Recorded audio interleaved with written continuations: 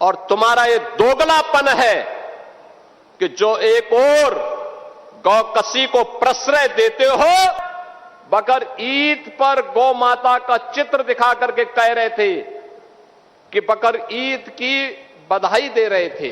लेकिन मैं उनको बोलना चाहता हूं, यूपी में गौ हत्या का मतलब जान रहे हो ना क्या होगा?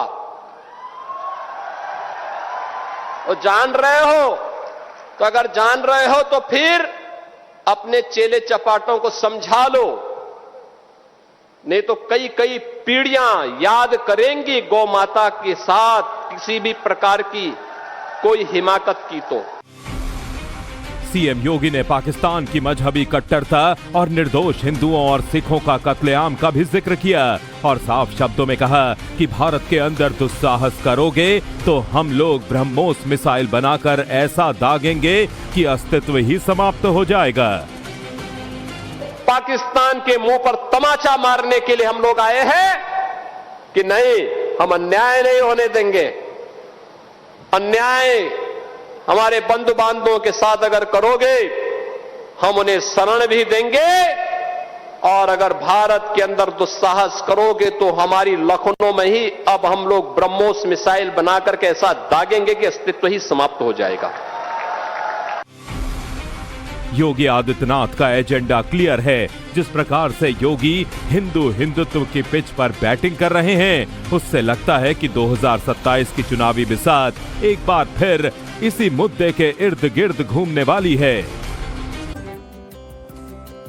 तो देखिए, उत्तराखंड, गुजरात और असम के बाद अब एक और बीजेपी शासित राज्य में यूसीसी लागू होने का काउंटडाउन शुरू हो चुका है।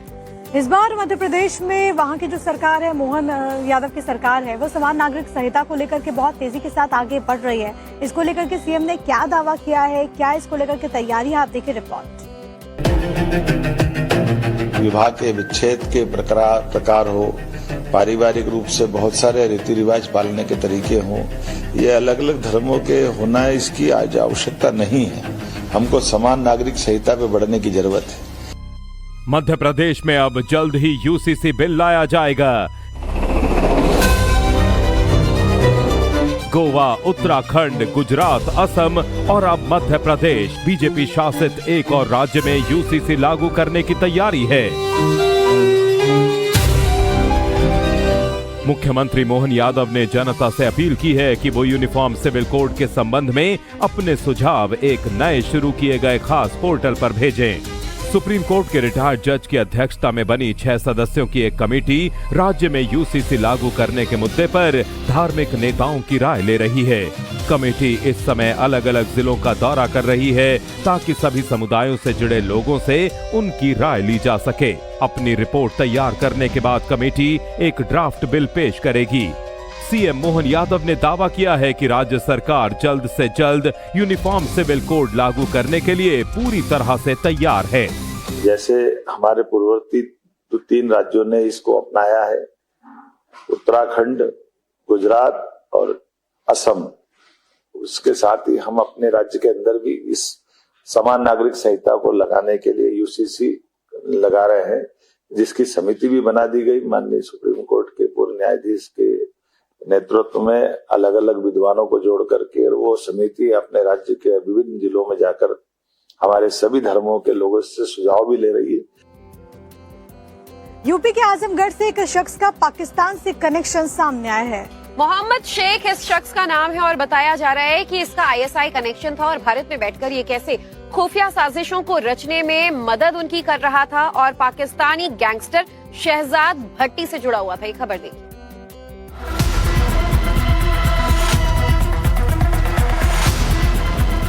ब्लैक टी शर्ट में खड़े इस शख्स का नाम है मोहम्मद शेख। इसे यूपी एटीएस ने आजमगढ़ से गिरफ्तार किया है। ये कोई मामूली आरोपी नहीं बल्कि ये देश विरोधी गतिविधियों में शामिल है। मोहम्मद शेख के पास से 9 mm पिस्टल, 4 जिंदा कारतूस और 1 मोबाइल फोन बरामद हुआ है। इस पर बेहद ही गंभीर आरोप हैं। दावा किया जा रहा है कि मोहम्मद शेख के तार पाकिस्तानी गैंगस्टर शहजाद भट्टी और पाकिस्तान की खुफिया एजेंसी आईएसआई से जुड़े हुए हैं। ये सोशल मीडिया और व्हाट्सएप के जरिए पाकिस्तानी गैंगस्टर शहजाद भट्टी और उसके नेटवर्क से जुड़ा हुआ था। एटीएस का दावा है कि आरोपी पाकिस्तान और दुबई से संचालित हैंडलरों के संपर्क में था। शुरुआती जांच में सामने आया है कि मोहम्मद शेख को पैसों का लालच और धार्मिक भावनाओं के आधार पर प्रभावित किया गया था। इसके अलावा ये अन्य लोगों को भी शहजाद भट्टी के कथित टेरर गैंग से जोड़ने की कोशिश कर रहा था। शेख की सोशल मीडिया के जरिए युवाओं को स्लीपर सेल बनाने की कोशिश थी। सिर्फ इतना ही नहीं, मोहम्मद शेख पर राजनीतिक लोगों की हत्या की साजिश का भी आरोप है। जारी प्रेस नोट में लिखा गया है कि मोहम्मद शेख को ट्रायल के तौर पर एक अन्य राज्य की राजनीतिक पार्टी की महिला नेता को धमकाने और बाद में उसकी हत्या के लिए तैयार किया जा रहा था। एटीएस के मुताबिक इस साजिश को अंजाम देने के लिए मोहम्मद शेख ने खुद ही पिस्टल और कारतूस की व्यवस्था भी कर ली थी। आरोपी मोहम्मद शेख पर यूएपीए, बीएनएस और शस्त्र अधिनियम की धाराओं में मुकदमा दर्ज कर न्यायिक हिरासत में भेज दिया गया है।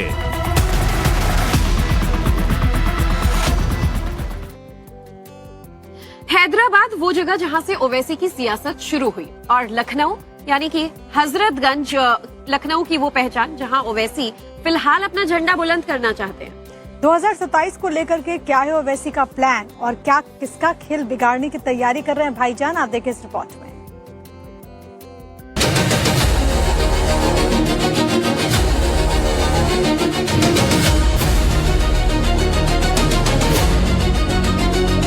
क्या बंगाल के बाद यूपी में खेला होबे वाला इशारा मिलने लगा है?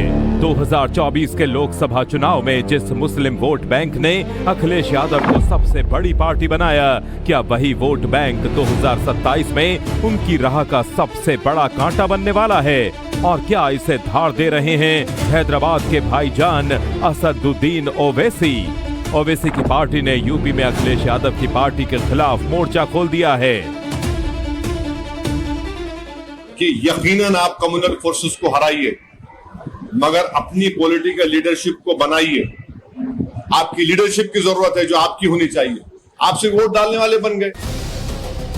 यूपी में करीब 20% मुस्लिम मतदाता हैं और प्रदेश के कुल 143 सीटों पर अपना असर रखते हैं। इनमें से 70 सीटों पर मुस्लिम आबादी 20 से 30% के करीब है, जबकि 73 सीटें ऐसी हैं जहां मुसलमान 30% से ज्यादा हैं। यूपी में 36 ऐसी विधानसभा सीटें हैं जहां मुस्लिम उम्मीदवार चुनाव जीतते रहे हैं और करीब 107 विधानसभा सीटें ऐसी हैं जहां मुस्लिम मतदाता चुनावी नतीजों को हमेशा प्रभावित करते हैं।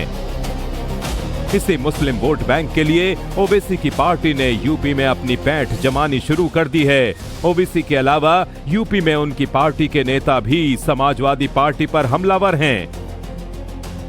श्री अखिलेश यादव जी केवल इंतजार करें 2027 का और अपनी बयानबाजी करते रहें, उनको करने का अधिकार है, लेकिन 2027 में कमल खिलेगा, फिर से भाजपा सरकार बनेगी। उधर प्रदेश के उप मुख्यमंत्री केशव प्रसाद मौर्य ने साफ शब्दों में कहा है कि अखिलेश यादव केवल 2027 का इंतजार करें। उन्हें बयानबाजी करने का अधिकार है, लेकिन 2027 में फिर से कमल खिलेगा और भाजपा की सरकार बनेगी।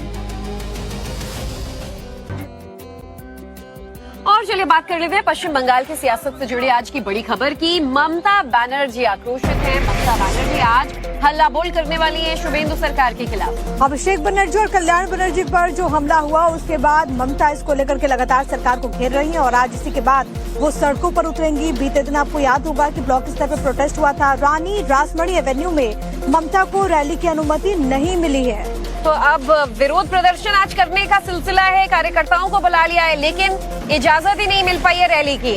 और रानी रासमणी एवेन्यू बताया जा रहा है जहां पर ये प्रदर्शन होना था। ममता बनर्जी ने कहा है कि वो अपना कार्यक्रम रद्द तो नहीं करेंगी।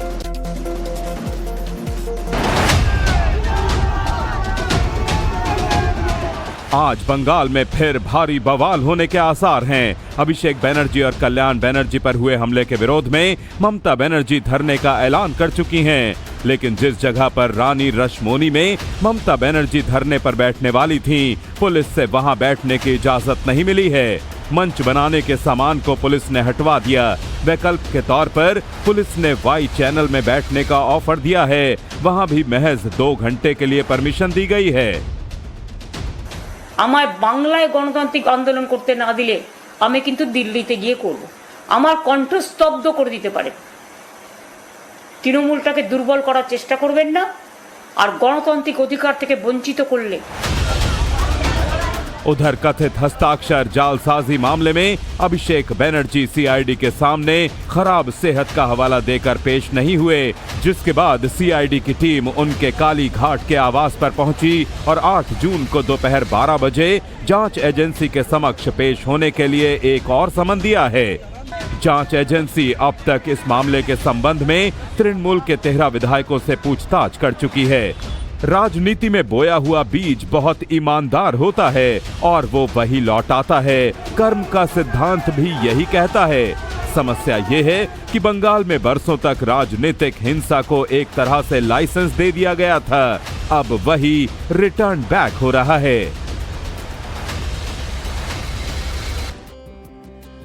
पश्चिम बंगाल में जब से बीजेपी की सरकार बनी है, ममता बनर्जी के लिए तब से हर दिन एक नया चैलेंज आ रहा है। रोजाना शुभेंदु सरकार तो एक्शन मोड में कुछ न कुछ नए फैसले ले ही रहे हैं। वहीं पश्चिम बंगाल की जनता में अब तक पुरानी सरकार को लेकर आक्रोश पनप रहा है और टीएमसी के लिए दिन ऐसे हो गए कि अपने नेताओं को रोक पाना भी मुश्किल हो रहा है।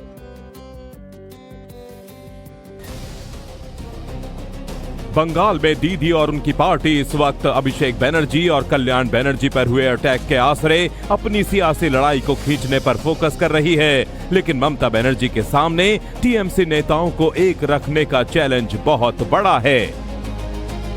पहले इस वीडियो को देखिए। इसमें टीएमसी के 2 विधायक नजर आ रहे हैं, ऋतव्रता बनर्जी और संदीपन साहा। ममता के दोनों विधायक विधानसभा स्पीकर के चैम्बर गए, जहां फर्जी दस्तखत की शिकायत की, जिसको लेकर अभिषेक बनर्जी सीआईडी जांच के घेरे में हैं। अब तृणमूल कांग्रेस सुप्रीमो ममता बनर्जी ने पार्टी विरोधी गतिविधियों को लेकर पार्टी के 2 विधायकों ऋतव्रत बनर्जी और संदीपन साहा को पार्टी से निकाल दिया है।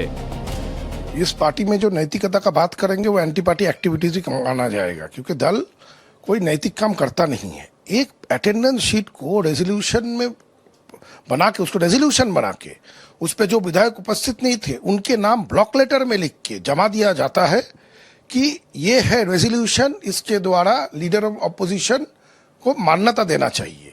ऐसा विधानसभा के जो आइन है उस आइन को नहीं मानते हुए करना, इसके खिलाफ प्रश्न तो उठाना ही चाहिए। हम लोग शपथ लिए हैं और शपथ को रक्षा करना हम लोग का नैतिक कर्तव्य है। आज अगर नैतिकता के लिए हम लोग को दल से सस्पेंड किया गया है, हम लोग बहुत खुश हैं। अभिषेक बनर्जी पर हमले के ठीक अगले दिन जब विधायकों की बैठक हुई तो 80 में से 60 टीएमसी एमएलए गायब रहे। क्या ये ममता की पार्टी में बड़ी टूट का इशारा है या फिर कोई और वजह? देखिए, अभिषेक बनर्जी कभी सोचा ही नहीं था कि वो उसको अपोजिशन पॉलिटिक्स पे कर सकता, मैंने करना पड़ेगा। वो सोच रहा था कि वो युवराज है, कुछ दिन बाद वो महाराज बनेगा, इस टाइप से सोचता। और वो जाके जिस तरह से लोगों के ऊपर जितना भाषण, मैंने इतना थ्रेट दे रहा था, इतना ऑडेसिटी उनका जो, और पॉलिटिकल वायलेंस को वो पेट्रोनाइज करता था, ये जो है ना, ये कोई एक्सेप्ट नहीं कर रहा। इसलिए लोगों का जो इवन मैंने बोलूँगा जो टीएमसी को वोट भी दिया होगा वो भी शायद अभिषेक बनर्जी को नापसंद करता है। उनका इतना पॉलिटिकल वायलेंस का जो है ना कोई पसंद नहीं करते। पश्चिम बंगाल का लोग पसंद नहीं किया, इसलिए तो टीएमसी को हटा दिया। उधर ममता बनर्जी का कहना है कि बीजेपी मेरी पार्टी तोड़ने की कोशिश कर रही है। कार्यकर्ताओं को डराया धमकाया जाता रहा। तृणमूल कांग्रेस को खत्म करना कोई आसान काम नहीं है। भले ही कुछ नेता पाला बदल लें, लेकिन पार्टी की असली ताकत उसके जमीनी स्तर के कार्यकर्ता ही हैं। बढ़ते आगे, सीबीएसई मामले में छात्रों के लिए इस वक्त की एक बिग ब्रेकिंग। आखिरकार सीबीएसई का रीवैल्यूएशन और वेरिफिकेशन पोर्टल जो है वो खुल गया है। सीबीएसई ने सुबह 4:42 पर इस बात की जानकारी दी है। इससे पहले कल पूरे दिन स्टूडेंट्स इंतजार करते रहे, लेकिन कहा गया कि साइट इज अंडर मेंटेनेंस और इसी वजह से वेबसाइट नहीं ओपन हो पाई थी। लेकिन अब स्टूडेंट्स के लिए बड़ी खबर है। सीबीएसई की तरफ से बाकायदा ये जानकारी दी गई है कि तकनीकी गड़बड़ी को दूर कर लिया गया है, जिसके बाद अब स्टूडेंट इवैल्यूएशन और वेरिफिकेशन के लिए अप्लाई कर सकते हैं। 1 जून को ये पोर्टल खुलना था, लेकिन कल दिन भर पोर्टल जो है वो अंडर मेंटेनेंस आता रहा और नहीं खुल पाया, जिसकी वजह से छात्र काफी ज्यादा निराश और आक्रोशित भी हुए। सीबीएसई पर उठ रहे सवालों के बाद अब छात्र अपना पेपर जो है वो री-इवैल्यूएट कराना चाहते हैं, वेरीफाई करवाना चाहते हैं, लेकिन आज से पोर्टल वापस सुचारू रूप से चलेगा। और इसी बीच एक और बिग ब्रेकिंग है। सीबीएसई के ओएसएम सिस्टम से जुड़ी एक खबर है। डिजिटल मूल्यांकन विवाद की जांच शुरू हो चुकी है, सूत्रों के हवाले से बड़ी खबर है। तो ओएसएम के ठेके से जुड़े मामले की जांच की जा रही है। ओएसएम टेंडर और खरीद प्रक्रिया की जांच हो रही है। आरोप है कि ठेका पाने वाली कंपनी कोएम्प्ट को मिले टेंडर की कुछ शर्तों में ऐसे बदलाव किए गए जिनसे कंपनी को फायदा पहुंचा और उसे इस महत्वपूर्ण प्रोजेक्ट का ठेका मिल गया। तो एक बड़ी खबर है, खास तौर पर इस कंपनी को लेकर के सवाल उठ रहे थे क्योंकि तेलंगाना में इसको बैन किया गया था, लेकिन उसके बाद ये अपने नाम को बदल लेती है। कई सारे सवाल उठे। हमारे साथ सहयोगी भावना किशोर जुड़ चुकी हैं। भावना, सीबीएसई के लिए आज दो अहम फैसले, एक तो रीवैल्यूएशन पोर्टल जो है वो फाइनली आज खुल चुका है तो छात्र थोड़ा रिलैक्स हो सकते हैं, और ओएसएम पर उठ रहे सवाल के मद्देनजर भी अब क्या कार्रवाई आगे की जाएगी? बिल्कुल, आज एक बड़ी खबर है जो सुबह ट्वीट अगर बात किया जाए तो एक्स पर पोस्ट करके सीबीएसई ने 4:42 पे यानी कि आज सुबह 4:45 बजे ये जानकारी दी कि अब पोर्टल की शुरुआत हो चुकी है। उसके अलावा 5.5 मिनट का पूरा वीडियो डाला गया है ताकि जो बच्चे रिवैल्यूएशन पर जाकर अपने पुनर्मूल्यांकन के लिए डालना चाहते हैं अपनी पुस्तिका के लिए, उस पर पूरी जानकारी ले सकते हैं, पूरे प्रोसेस को समझ सकते हैं। यानी कल आप सोचिए 1 जून की तारीख दी गई थी, रविवार रात 12 बजने के बाद से ही जो छात्र हैं, मतलब कि जो छात्र उस पर अप्लाई करना चाहते हैं, यानी 24 घंटे से भी ज्यादा वक्त लग गया सीबीएसई को अपना पोर्टल शुरू करने के लिए। कल भी हम पूरा दिन टाइम्स नाउ भारत पे ये खबर चलाते रहे कि किस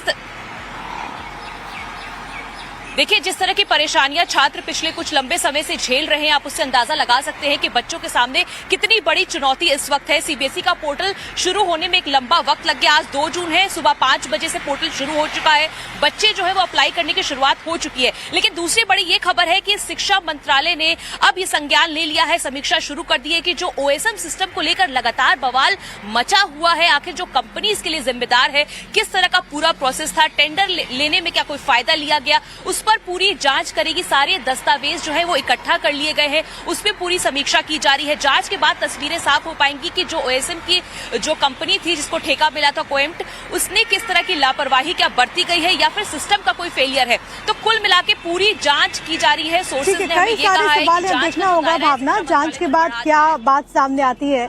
फिलहाल के लिए बहुत शुक्रिया आपका तमाम बातचीत और जानकारी हम तक पहुंचाने के लिए भावना।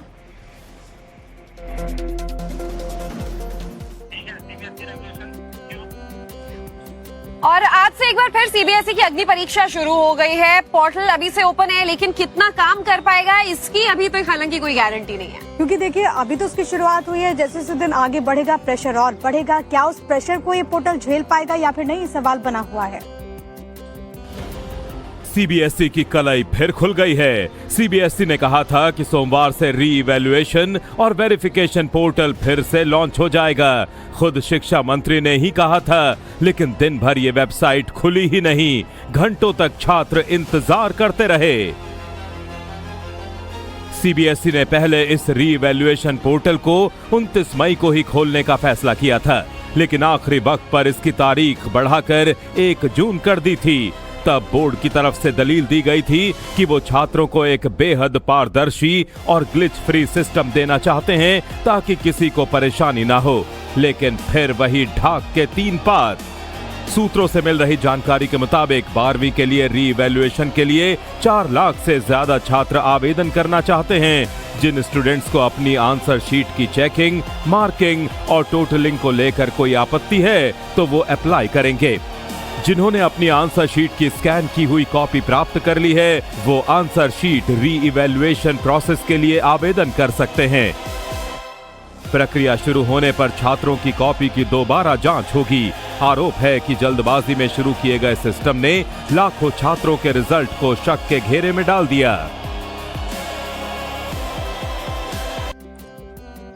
और चलिए बात कर लेते हैं सीबीएसई के बाद नीट की, जहां पर पेपर लीक के मुख्य मास्टरमाइंड पीवी कुलकर्णी के घर पर बुलडोजर एक्शन हुआ है। इसके अलावा नीट पेपर लीक केस में क्या कुछ अपडेट्स हैं, देखिए ये report. NEET UG 2026 paper leak घोटाले का मास्टरमाइंड पीवी कुलकर्णी अब सिर्फ जेल में ही नहीं है, बल्कि अपनी अवैध कमाई की इमारत भी खो रहा है। महाराष्ट्र के बीड में उसके 4 मंजिला लग्जरी बिल्डिंग को बुलडोजर ने ढहा दिया। निर्माण कार्य नियमों का उल्लंघन करने पर यह कार्रवाई हुई है। नीट यूजी 2026 पेपर लीक मामले में गिरफ्तार 5 आरोपियों मांगीलाल बिवाल, विकास बिवाल, दिनेश बिवाल, यश यादव और धनंजय लोखंडे को आज राउज एवेन्यू कोर्ट में पेश किया जाएगा। पिछली सुनवाई के दौरान कोर्ट ने इन आरोपियों को न्यायिक हिरासत में भेज दिया था। उधर कांग्रेस नेता दिग्विजय सिंह ने इस मसले पर कहा है कि शिक्षा मंत्री धर्मेंद्र प्रधान का तुरंत इस्तीफा होना चाहिए। दिग्विजय सिंह शिक्षा मामलों की संसदीय समिति की कमान संभाल रहे हैं। हालत ये हो गई है कि धर्मेंद्र प्रधान जी के निकम्मेपन के कारण प्रधानमंत्री जी को नीट एग्जाम की जिम्मेदारी लेनी पड़ गई। कांग्रेस पहले ही परीक्षाओं को लेकर मोदी सरकार पर हमलावर है। राहुल गांधी ने कहा कि 4 परीक्षाएं ईमानदारी से करवा नहीं पाते और दावे विश्व गुरु के कर रहे हैं। राहुल गांधी ने आरोप लगाया कि मोदी जी की निगरानी में नीट पेपर लीक हुआ। उन्होंने कहा कि जिस पीढ़ी का भविष्य बर्बाद हो रहा है वही पीढ़ी हिसाब जरूर करेगी। बड़ी खबर है भोपाल के ट्विशा शर्मा मामले से जुड़ी हुई, जहां पर आज उसकी सास और पति को कोर्ट में पेश किया जाएगा। गिरिबाला सिंह और समर्थ दोपहर 2 बजे ये पेशी होगी। तो बड़ी खबर आपको बता दें कि कल सीबीआई की टीम ने ट्विशा शर्मा की डमी डेड बॉडी के साथ छत पर सीन रिक्रिएट किया था। इसके लिए सीबीआई की टीम 80 किलो की एक डमी गिरिबाला सिंह के घर लाई थी। दरअसल ट्विशा के पति ने पूछताछ के दौरान सीबीआई को बताया था कि उन्होंने ट्विशा को फंदे से कैसे उतारा, मां गिरिबाला ने फंदे की गांठ कैसे खोली। आपको दिखाते एक रिपोर्ट।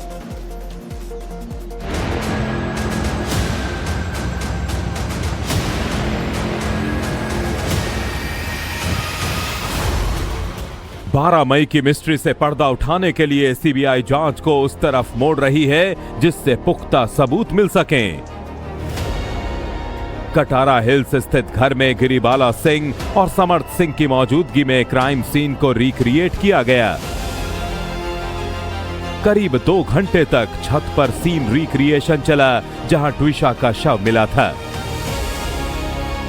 80 किलो वजन की डमी को फंदे पर लटकाया और फिर उतारा गया। डमी का वजन ट्विशा के बराबर करने के लिए उसमें रेत भरी गई और पैरों में लोहे के डंबल बांधे गए। डमी है, डमी के गले में जो बेल्ट है उसको बांधकर लटकाया गया है। फिर समर्थ से बोला गया कि आपने क्या किया। समर्थ ने बोला कि मैं नीचे किस तरह से बैठकर उसके पैर ऊपर की तरफ किए। उसके बाद गिरिबाला सिंह ऊपर चढ़ी और किस तरह से उन्होंने नोट खोला। ये अभी एक रिक्रिएट किया है पूरा सीन इस समय यहाँ पर, और अभी उसी प्रक्रिया में सीबीआई है कि जिस वजन का ये डमी रखा गया है, इसी वजन की ट्विशा रही होंगी, इसी हाइट की ट्विशा रही होंगी, और कैसे यहाँ पर वो लटकी थी, क्या पूरा घटनाक्रम हुआ, कैसे उनको नीचे उतारा गया, ये पूरा रिक्रिएट सीबीआई के द्वारा किया जा रहा है। सीबीआई क्राइम सीन की जांच में कोई कसर नहीं छोड़ रही है। सीबीआई की टीम और फॉरेंसिक एक्सपर्ट्स के सामने समर्थ ने डमी के गले में फंदा डालकर दिखाया कि कैसे ट्विशा शर्मा फंदे से लटकी हुई थी। फिर समर्थ ने डमी को नीचे उतारा। इसके बाद गिरिबाला से रस्सी खुलवाई गई। ये जो छत है गिरिबाला सिंह के घर की, ये छत आपको नजर आ रही होगी। और अब सीबीआई के जो अधिकारी हैं वो इस डमी के गले का जो फंदा है इसकी गांठ चेक कर रहे हैं कि कैसे ये फंदा लगाया गया था। और समर सिंह और गिरिबाला सिंह की उपस्थिति में ये जो डमी है ये यहाँ पर अभी लटकाई जा रही है। ये तस्वीरें अपने आप में ये बताती है कि सीबीआई इस जांच को लेकर के कितनी ज्यादा गंभीर है और इस पूरी जांच में किस तरह से ट्रांसपेरेंसी रखने की कोशिश की जा रही है कि गिरिबाला सिंह, समर सिंह, स्वराज सिंह जो पड़ोस के जो भाई बताए जा रहे हैं, समर सिंह के जो मौसी के लड़के हैं, वो भी यहाँ पर आए थे और उनको भी यहाँ पर खड़ा रखा गया जिस समय पर समर सिंह और गिरिबाला सिंह से सवाल जवाब हो रहे थे। ट्विशा की मौत मामला अब तक आत्महत्या और हत्या के बीच उलझा हुआ है। इसी बीच आज एक बार फिर ट्विशा की सास गिरिबाला सिंह और समर्थ सिंह को भोपाल कोर्ट में पेश किया जाएगा।